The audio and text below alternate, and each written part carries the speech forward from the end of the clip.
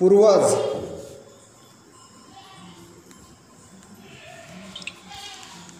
शाक्यांच्या राजधानीचे नाव कपिलवस्तू हे होते. कदाचित हे नाव थोर बुद्धिवादी तत्ववेता कपिल मुनी यांच्या नावावरून पडलेले असावे. कपिलवस्तूमध्ये जयसेन नावाचा एक शाक्य राहत होता. कपिलवस्तूमध्ये जयसेन नावाचा एक शाक्य राहत होता. सिंहहनू नावाचा त्याला एक मुलगा होता. सिंहहनूचा विवाह कच्चनाशी झाला होता.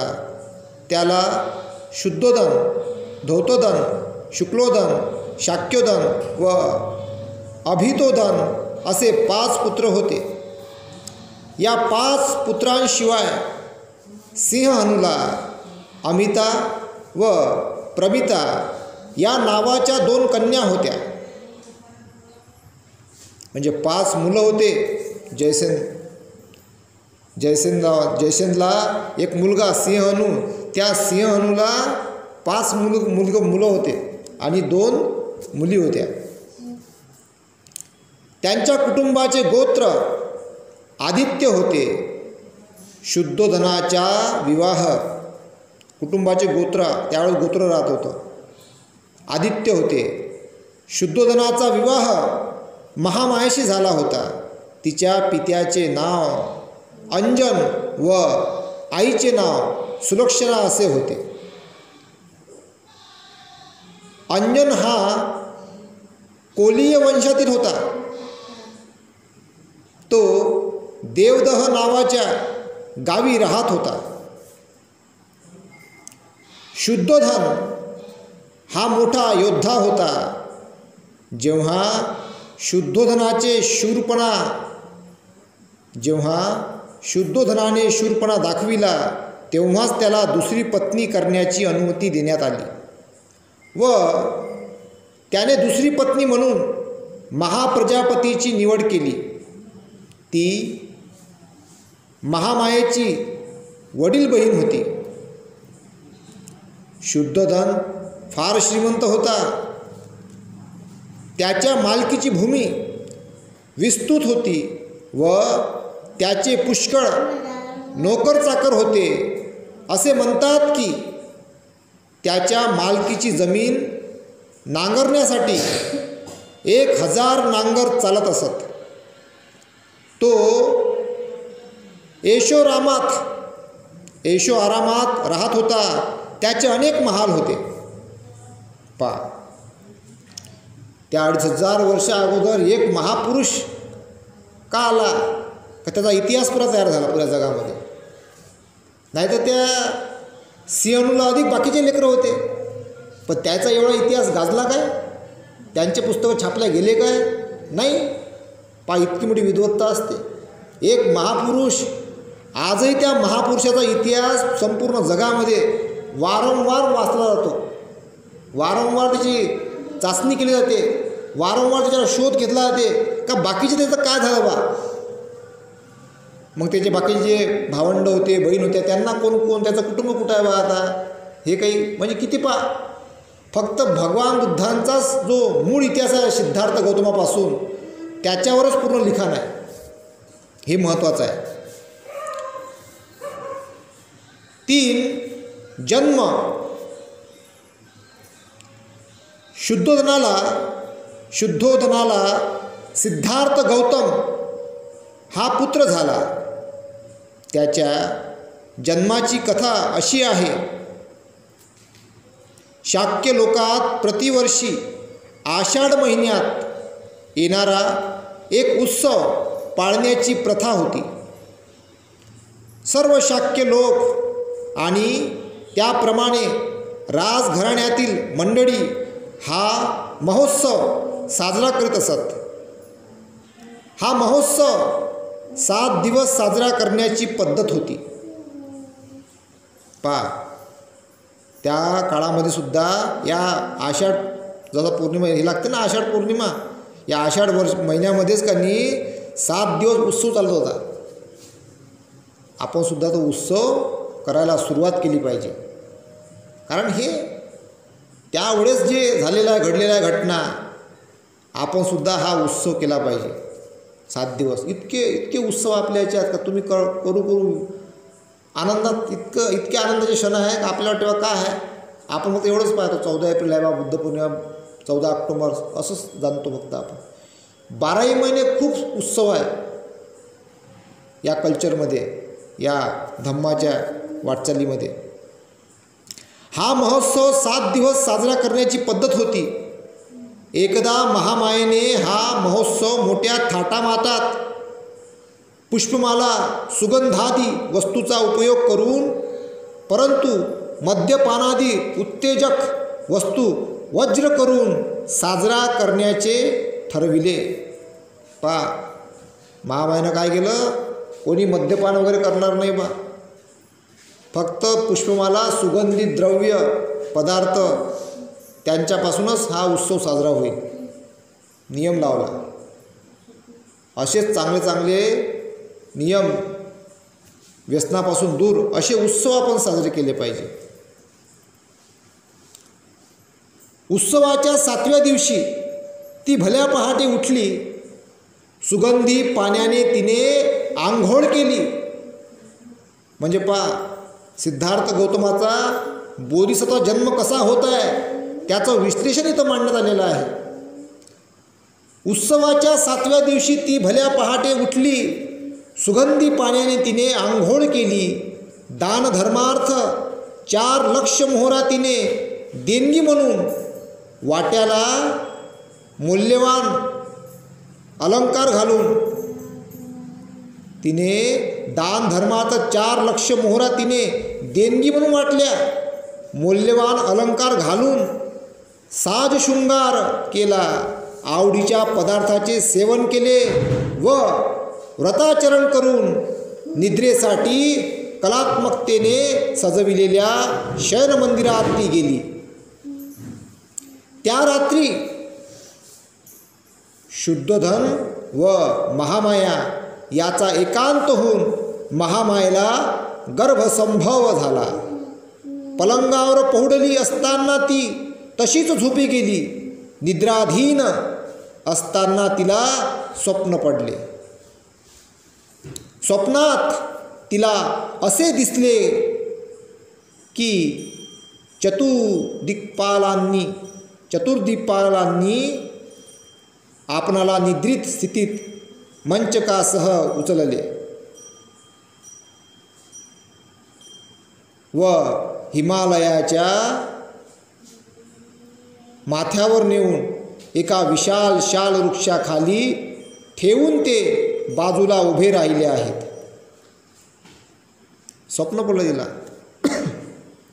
तिला असं वाटलं का बा कोणतरी मला वर घेऊन चाललं, असा भव्य असं स्वर्गासारखं वातावरण. म्हणजे ती एका प्रकारची महाराणी होती ना, जिच्या पोटामध्ये महामायेच्या एक बोधिसत्व जन्म घेणार होता. तिला स्वप्न कसे पडावे, किती महान असं स्वर्गासारखे स्वप्न पडावे.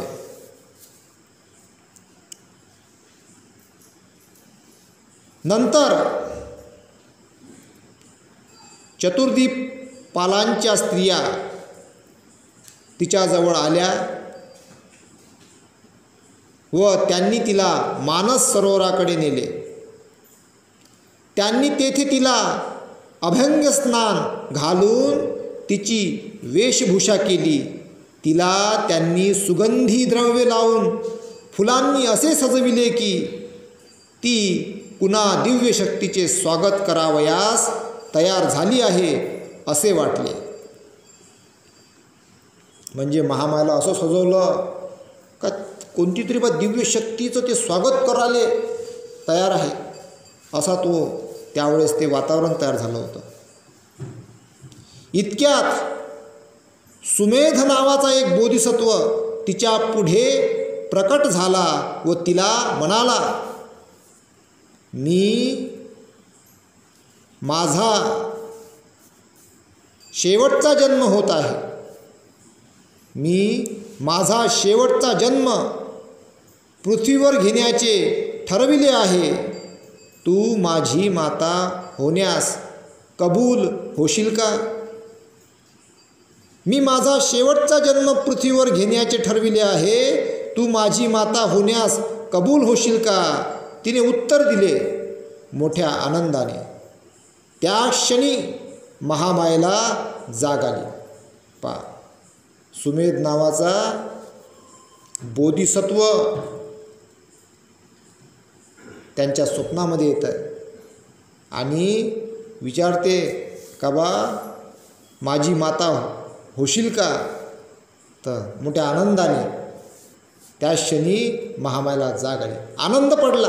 त्यात काही जण कसे उठतात डचकून, कोणी रडते, कोणी चिल्लावते, आहे का नाही, कोणी घाबरते. पण पा स्वप्न ते असं होतं त्या का तिला आनंद झाला.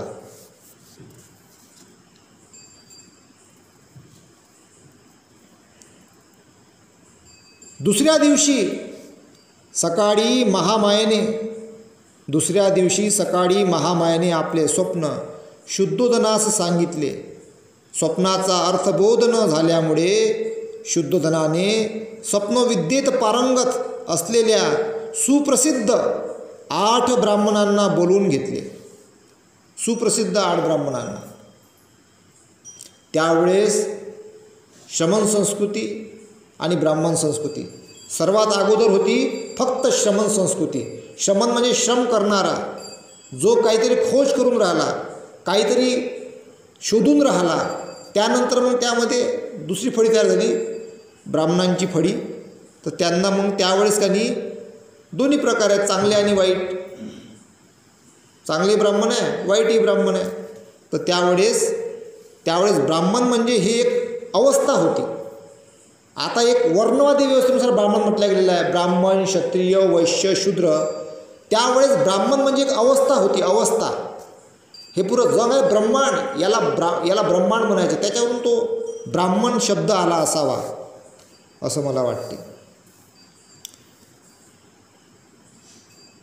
सुप्रसिद्ध 8 ब्राह्मणांना बोलवून घेतले.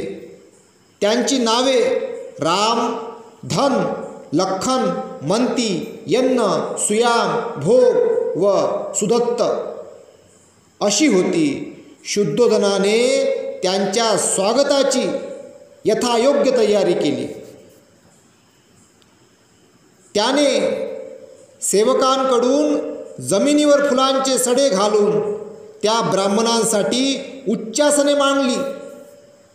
त्याने त्या ब्राह्मणांची पात्रे सोन्या चांदीने भरून घृत, मधुयुक्त व साखर मिश्रित दूध, भाताचे सुग्रास भोजन देऊन संतुष्ट केले. याशिवाय त्यांना नवी वस्त्रे, गायी इत्यादींचे दान दिले. ब्राह्मण संतुष्ट झाल्यावर शुद्धोधनाने महामायेला पडलेले स्वप्न त्यांना सांगितले. शुद्धोधनाने महामायेला पडलेले स्वप्न त्यांना सांगितले आणि तो म्हणाला, या स्वप्नाचा अर्थ मला सांगा. राजा, चिंता करू नकोस. ब्राह्मण म्हणाले. हे राजा, चिंता करू नकोस. ब्राह्मण म्हणाले, तुला एक असा पुत्र होईल की जर तो संसारात राहिला तर तो सार्वभौम सम्राट होईल, पण संसार त्याग करून जर तो संन्यासी झाला तर तो विश्वातील अज्ञान, अंधकार नाहीसा करणारा भगवान बुद्ध होईल. त्यावेळेस एक परंपरा होती. आज म्हणते नाही का, त्यावेळी महापुराले मला कलेक्टर बनवायचा आहे. कलेक्टरचा पोरगा कलेक्टर, डॉक्टरचा पोरगा डॉक्टर, जजचा पोरगा जज, वकीलचा पोरगा वकील, बिझनेसमॅनचा पोरगा बिझनेसमॅन बनते, आहे का नाही. असं ते एक वातावरण आहे जास्तीत जास्त. पण त्यावेळेस एक परंपरा अशी होती का त्यावेळेसचे राजे महाराजाचे त्यावेळेस काही एक परंपरा होती, काही जण संन्यासी बनायचे. आणि काही जण राजा बनायचे, राजाचा पोरगा राजा बनायचा. तर त्याच्यावरून ते भविष्यवाणी त्या यानं सांगितली. पात्रातील तेलाप्रमाणे महामायेने 10 महिने बोधिसत्वाला आपल्या गर्भात धारण केले. तिचा प्रसूती काळ जवळ येऊ लागताच प्रसूतीसाठी आपल्या माहेरी जाण्याची तिने इच्छा व्यक्त केली. आपल्या पतीला ती म्हणाली, माझ्या पित्याच्या देवदह नगरीला मी जाऊ इच्छिते. माझ्या पिताच्या देवदह नगरीला मी जाऊ इच्छिते. तुझ्या इच्छेप्रमाणे होईल. राजाने उत्तर दिले. सोन्याच्या पालखीत बसवून शुद्धोदनाने मोठ्या लवाजम्यासहित तिला तिच्या पित्याच्या घरी पाठविले. देवदहला जात असताना मार्गात फुलांनी बहरलेल्या तसेच पुष्पविहरित अशा वृक्षांच्या आल्हाददायक गर्द वनराईतून महामायेला जावे लागणार होते. तेच लुंबिनी वन होय. जे पुष्पांना असं बहरलेलं होतं त्याला लुंबिनी वन आहे. तेच लुंबिनी वन होय. लुंबिनी वनातून पालखी नेली जात असताना ते वन स्वर्गीय अशा चित्रलता वनाप्रमाणे किंवा एखाद्या महाप्रतापी राजाच्या स्वागतासाठी सुशोभित केलेल्या मंडपासारखे भासत होते. म्हणजे पहा किती विश्लेषण केलेलं आहे. म्हणजे बोधिसत्व महामायेच्या पोटामध्ये आहे आणि ते बाय एकदम असं वाटू राहिलं जसं का ते तिथं स्वागत होऊ राहिलं. पहा महापुरुष म्हणजे जन्माला जेव्हा येत असते का काय काय घटना घडत असतात आणि कसं ते भासत असते याचं विश्लेषण इथं मांडलेलं आहे. बुद्ध्यांपासून फांद्यांच्या शेंड्यांपर्यंत तेथील वृक्ष फुलाफळांनी ओथंबलेले होते. त्यावर नाना रंगाचे असंख्य भ्रमर चित्रविचित्र आवाजात गुंजारव करीत होते आणि निरनिराळ्या प्रकारचे पक्षीगण मंजूळ सरलाप काढीत होते.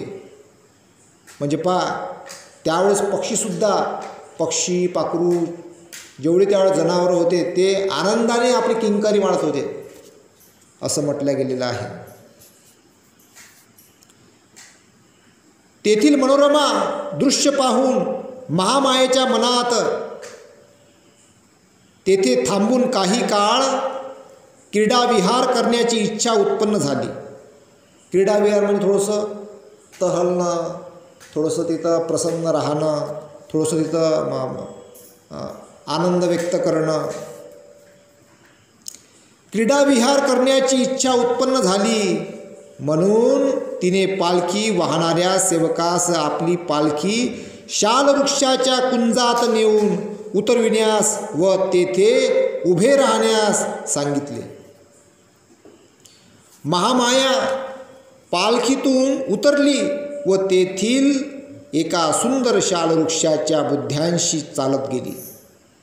त्या शालवृक्षाच्या फांद्या वाऱ्यांच्या झुळकीने वर खाली हेलावत असलेल्या पाहून महामायेला त्यांपैकी एक फांदी हाताने धरावी असे वाटले. सुदैवाने एक फांदी सहजगत्या तिला धरता येईल एवढी खाली आली. सुदैवाने एक फांदी सहजरित्या तिला धरता येईल एवढी खाली आली. इतक्यात ती आपल्या पायाच्या चवड्यावर उभी राहिली व तिने फांदी हाताने धरली. तेवढ्यात फांदी वर गेल्यामुळे झटक्याने महामाया वर उचलली गेली आणि अशा प्रकारे आणि अशा प्रकारे हालल्यामुळे तिला प्रसूतीच्या वेदना होऊन लागल्या. अशा प्रकारे तिला प्रसूतीच्या वेदना होऊ लागल्या. शालवृक्षाची फांदी हातात धरली असताना उभ्यानेच तिने मुलाला जन्म दिला. घडते का अशा घटना कोणाच्या इतिहासात? उभ्यानेच जन्म दिला. ते झाडाची फांदी अशी वरतं उचलल्या गेली आणि जन्म झाला. म्हणजे जमिनीवरही नाही आणि आकाशातही नाही, मध्यम मार्ग. जन्मच सिद्धार्थ गौतम बोधिसत्वाचा मध्यम मार्गात आहे.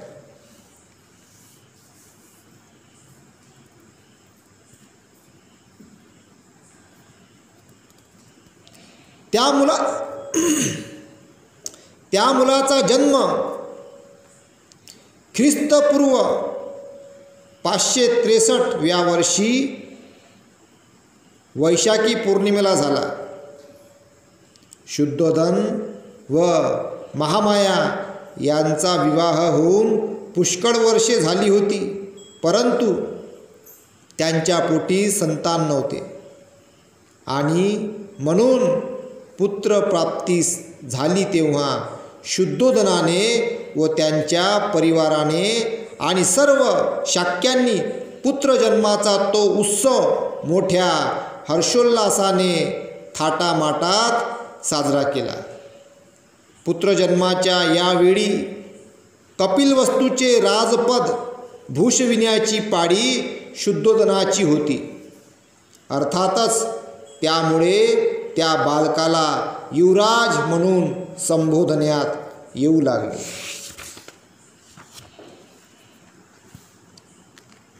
बघा, म्हणजे जेव्हा एखादा महापुरुष जन्माला येत असते तर किती त्यांचं विश्लेषण मांडण्यात आलेलं आहे इथं.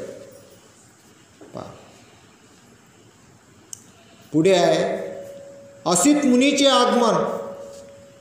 ज्यावेळी या बालकाचा जन्म झाला त्यावेळी असित नावाचा एक महान तपस्वी ऋषी हिमालय पर्वतावर राहत होता. असित ऋषीने पाहिले की अंतरिक्षातील दवे, बुद्ध, अंतरिक्षातील देव, बुद्ध या शब्दांचा ध्वनी करीत आहेत व त्यांचा प्रतिध्वनी चोहोकडे उमटत आहे. त्याने पाहिले की ते आपली वस्त्रभूषणे मिरवीत इकडे तिकडे हर्षभराने फिरत आहेत. त्याने विचार केला की ज्या ठिकाणी बुद्धाने जन्म घेतला आहे तेथे मी का जाऊ नये.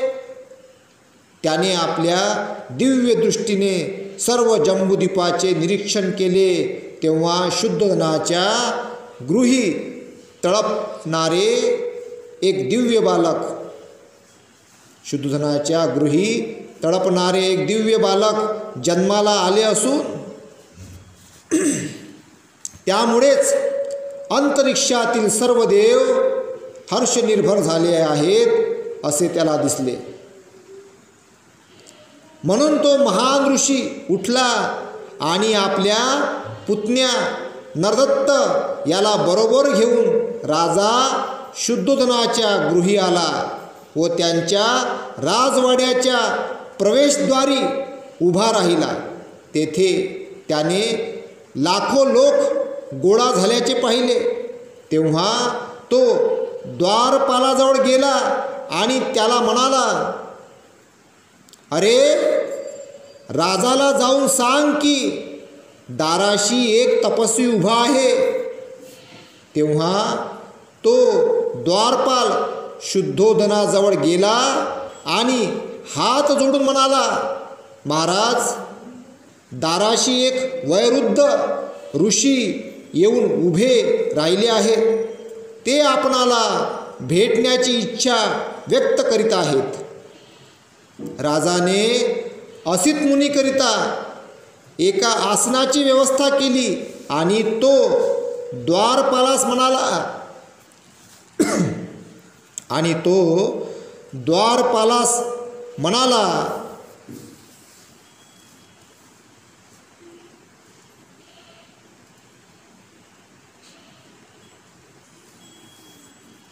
त्या ऋषींना आत येऊ दे.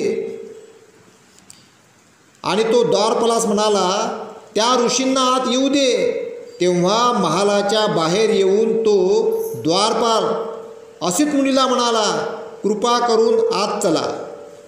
असित मुनी शुद्धोधन राजाजवळ गेला व त्यांच्या पुढे उभा राहून म्हणाला, विजय असो राजा, तुझा विजय असो. तू आयुष्मान हो आणि आपले राज्य सद्धर्माने चालव.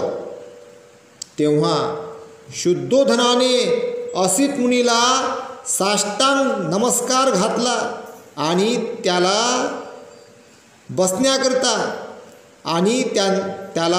बसण्याकरता आसन दिले. असित मुनी सुखपूर्वक स्थानापन्न झाल्यावर शुद्धोधन म्हणाला, हे तपस्वी, यापूर्वी आपले दर्शन झाल्याचे आठवत नाही. आपल्या आगमनाचा काय हेतू असावा बरे? आपण इथे येण्याचे काय कारण? असित ऋषी शुद्धोधनाला म्हणाला, राजा, तुला पुत्रप्राप्ती झाली आहे. राजा, तुला पुत्रप्राप्ती झाली आहे. तुझ्या पुत्राला पाहण्याच्या इच्छेने मी इथे आलो आहे. शुद्धोधन म्हणाला, मुनिवर, बालक आता झोपला आहे. थोडा वेळ आपण थांबण्याची कृपा कराल का? ऋषी म्हणाला, राजा असले थोर महात्मे जास्त वेळ झोपत नाहीत. हे थोर महात्मे स्वभावतःच जागृत असतात. इतक्यात त्या महान ऋषींवर अनुकंपा दाखवून त्या बालकाने आपण जागे झाल्याची हालचाल केली. बघा, जागृत अवस्था असते. बाबासाहेब सुद्धा जागृत राहत होते, जागे लिहितच राहत होते. बाबासाहेब अभ्यासच करतात होते. अभ्यास करता करता घंटा 2 घंटे झोपले तर झोपले, जागीच. किती जाणीव, किती मोठी जिम्मेदारी, किती मोठं परिश्रम. हे असंच नाही भेटलं. आज जे सुखाचे दिवस आले ना, मस्त सुखाचे दिवस आहेत, नोकऱ्या आहे, बंगले आहे, गाड्या आहे, हे सगळं सुखावले. आता हे आयतच नाही भेटलं ना. लय मोठा परिश्रम आहे यामागचा. 2500 वर्ष अगोदर सिद्धार्थ गौतम बुद्धांचा जन्म, बुद्धत्व प्राप्ती, आणि त्यानंतर हा काळ, ते वातावरण, ते संकट, क्रांती आणि प्रतिक्रांती, आणि ह्या सर्व वातावरणामध्ये संत महापुरुषांच्या माध्यमातून बुद्धांचे विचार चालत चालत बाबासाहेबांपर्यंत पोचले. बाबासाहेबांचे जे पूर्वज होते ना, कबीरपंथी होते, ते बाबासाहेबांपर्यंत येऊन पोचलं. कसं घडतेच ते. तर त्यावेळेस बाबासाहेबांचा 14 एप्रिल 1891 साली 1891 साली बाबासाहेबांचा जन्म. आणि मग हे सगळं घडणं, हे सगळं एक जुळलेलं आहे एकामेकाशी. सगळं एकामेकाशी जुळलेलं आहे. कोणतंही घडत असते तर ती एकादमा नसते प्रगती होत. जसे एखाद्याच्या आजोबानं कष्ट घेतले तर पोराले कमवून दिलं चांगल्या मार्गानं. तिथं चांगला मार्ग आहे धम्माचा, त्यानं अजून अधिक वाढवलं, पुढच्या पिढीला भेटलं. ते वाढता वाढता वाढता पुढच्या पिढीला इतकं भेटलं तर संपूर्णच नाही राहिलं कुशल कर्मानं. तर परिश्रमाचं फळ लय दूरचं आहे, हे साधनीय आहे. हे म्हणून लय दुरून चालत आलेलं हे आहे. आज आपल्याला जे काही दिवस आलेले आहे चांगले, याला टिकवून ठेवा आणि याला टिकवून याला अधिक मोठं कसं करता येईल, हा रथ धम्माचा अधिक पुढं कसा नेता येईल, बाबासाहेबांचं कार्य अधिक पुढं कसं नेता येईल, त्याच्यावर जास्तीत जास्त परिश्रम असला पाहिजे. जास्तीत जास्त आपण त्याच्यावर काळजी घेऊन त्या दिशेने वाटचाल केली पाहिजे. तरच आपण बाबासाहेबाचा रथ धम्माचा पुढं घेऊन जाऊ शकतो. बालक जागे झालेले पाहताच शुद्धोधनाने आपल्या दोन्ही हातांनी त्याला उचलून घेऊन ऋषींच्या समोर आणले. असित ऋषीने त्या बालकाला निरखून पाहिले तेव्हा ते महापुरुषांच्या 32 लक्षणांनी व 80 शुभ चिन्हांनी युक्त असलेले त्यास दिसले. त्याने पाहिले की त्याचा देह शुक्र व ब्रह्मा यांच्यापेक्षाही अधिक तेजस्वी आहे. त्यांचे तेजोमंडल त्यांच्यापेक्षा शतसहस्त्रत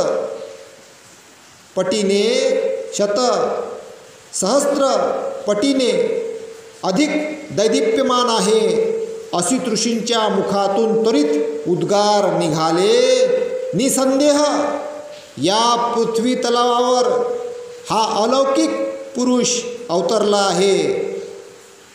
अलौकिक महापुरुष अवतरला आहे असे म्हणून असित मुनी आपल्या आसनावरून उठले व आपले दोन्ही हात जोडून त्यांनी त्या बालकाला साष्टांग नमस्कार घातला. बघा किती मोठी गोष्ट आहे. एक बाळ जन्माले आलं आणि एवढा मोठा संन्यासी माणूस दाढी पिकलेला आता मरणाच्या दारावर आहे, त्या येऊनशा बालकाच्या पायाला गुरायला. किती महान, काय दिसलं असेल, काय ते वलय असेल तर त्या ऋषीला कळलं. त्या बालकाला साष्टांग नमस्कार घातला. त्यांनी बालकाभोवती प्रदक्षिणा घातली आणि त्याला आपल्या हातात घेऊन ध्यानमग्न स्थितीत ते उभे राहिले.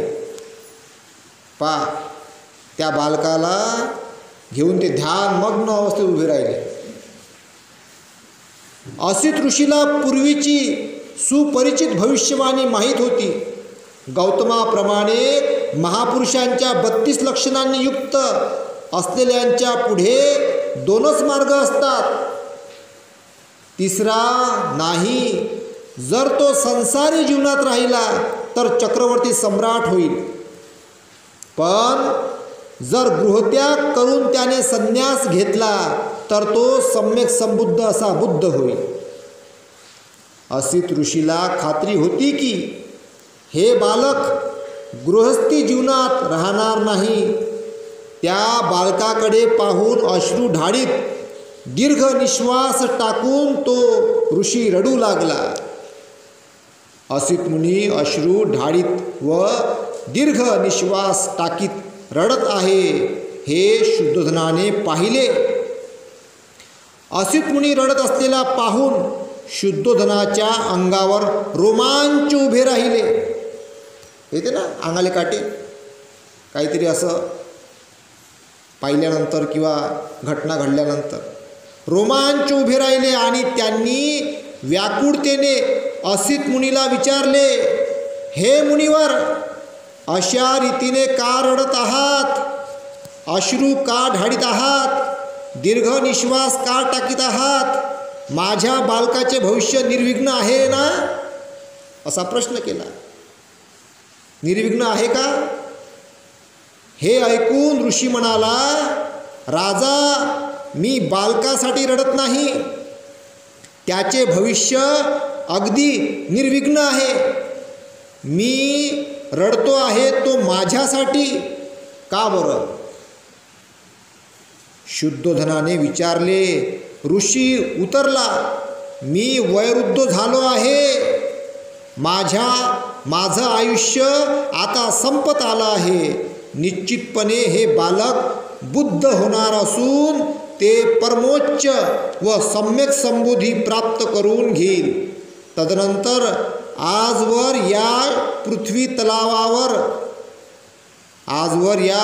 तलावर जे कोणी करू शकले नाही ते धम्मचक्र प्रवर्तन हे बालक करील. जगातल्या सुख समृद्धीसाठी तो आपल्या महान तत्वांचा उपदेश करील. ज्या धार्मिक जीवनाची तो घोषणा करील ते जीवन आरंभी कल्याणकारक मध्य कल्याणकारक आणि अंतिकल्याणकारक असंच असेल. ते शब्द व शब्दांचा भावार्थ यांनी परिपूर्ण, शुद्ध आणि पवित्र असंच असेल. बघा, म्हणजे का बाबा हे बालक बुद्ध होणार आहे आणि मी त्याला बघू शकणार नाही का, तर माझं आयुष्य संपून राहिलं म्हणून ते रडू राहिले. किती महान, का बा इतका महान व्यक्ती मी बुद्ध होताना पाहू शकणार नाही म्हणून पश्चाताप होत आहे, रडत आहे. ज्याप्रमाणे एखादे उंबराचे फूल क्वचितच वेळी व स्थळी या जगात उमललेले दिसते, त्याचप्रमाणे असंख्य पर्वकालानंतर या जगतात एखाद्याच वेळी व स्थळी पूजनीय बुद्ध उदयास येतात. त्याचप्रमाणे राजा हा मुलगा सुद्धा निसंशय परमज्ञान प्राप्त करून संबोधी प्राप्त करून घेईल आणि असंख्य जीवांना दुःख सागरातून तरुण नेऊन परमसुखाची स्थिती प्राप्त करून देईल. म्हणजे बा दुःखातून मुक्त करल आणि परमोच्च सुख दाखवल आणि प्राप्त करून देईल. परंतु मी त्या बुद्धाला पाहू शकणार नाही म्हणून मी रडत आहे आणि या दुःखामुळेच हा असा दीर्घ निश्वास टाकीत आहे. कारण मला या बुद्धाची पूजा करावयास मिळणार नाही. बुद्धाची पूजा मला करायला मिळणार नाही म्हणून मी रडत आहे. तदनंतर राजाने त्या थोर असित ऋषीला व त्याचा पुतण्या नरदत्त याला यथायोग्य भोजन देऊन संतुष्ट केले. त्यांना वस्त्रदान देऊन त्यांच्या भोवती प्रदक्षिणा घालून वंदन केले. तेव्हा असित मुनी त्याचा पुतण्या नरदत्त याला म्हणाला, नरदत्ता लहान होता.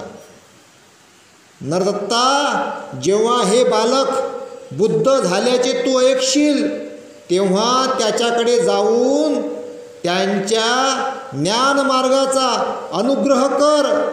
ते तुला सुखशांतीचे व कल्याणप्रद ठरेल. असे म्हणून असित मुनीने राजाची अनुज्ञा घेऊन तो आपल्या आश्रमाकडे निघून गेला. बघा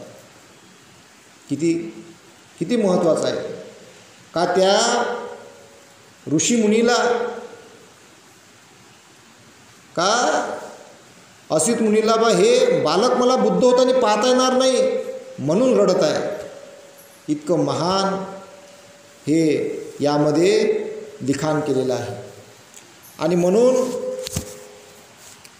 भगवान बुद्धांचं हे जे जीवन प्रवास आहे हा या माध्यमातून त्यांचं हे समजून घ्यायचा प्रयत्न करा का त्यावेळचं वातावरण काय होतं त्याला कल्पना करा. आणि कल्पना करून तुम्ही असं समजा की हे आपण तिथं त्याच काळात आहोत आजही, तरच तुम्हाला याचा भावार्थ कळेल, याचं महत्त्व कळेल. नाही तर बस कोणी ऐकतच झालं बा. याच्यामधलं तुम्हाला बारकाया कळल्या पाहिजे. बुद्ध इथून सुद्धा समजते मला, बुद्ध काय होते, बुद्धाची ताकद काय होती, बुद्ध किती महान होते, त्यांचं काय वलय होतं, ते का आले, त्यांच्यामुळंच या जगाचा उद्धार कसा झाला, हे सगळं विश्लेषण या माध्यमातून तुम्हाला हळूहळू रोज वाचनामध्ये तुम्हाला लक्षात येईल. हे लय महत्त्वाचं आहे. भगवान बुद्ध जर नसते ना तुम्ही तिथं असते ना मी इथं असतो, बाबासाहेबही आले नसते. बुद्ध आले म्हणून सर्व इतिहास तयार झाला. म्हणून भगवान बुद्धांना फादर ऑफ सायन्स म्हणतात. जगाचा शोध करता. जगातले जेवढे सायंटिस्ट लोक आहे सगळे भगवान बुद्धांच्या साहित्याचा अभ्यास करून नवीन नवीन शोध घेतात. दुसरा मार्गच नाही. म्हणून हाच एकमेव मार्ग आहे. तर इथेच थांबतो. तर आता आपण आपल्या शेवटची प्रतिज्ञा घेऊया. त्यांच्या धम्माचा प्रसार करण्याची प्रतिज्ञा आपण करूया. जीवसृष्टी आहे असीम, ती भवसागर पार नेण्याची प्रतिज्ञा आपण करूया. आपणात दोष असंख्य हे नष्ट करण्याची प्रतिज्ञा आपण करूया. आहेत सत्यानंत ती पूर्ण आकलण्याची प्रतिज्ञा आपण करूया. भगवान बुद्धांचा अतुल्य मार्ग तो संपूर्ण साध्य करण्याची. नमो बुद्धाय. जय भीम.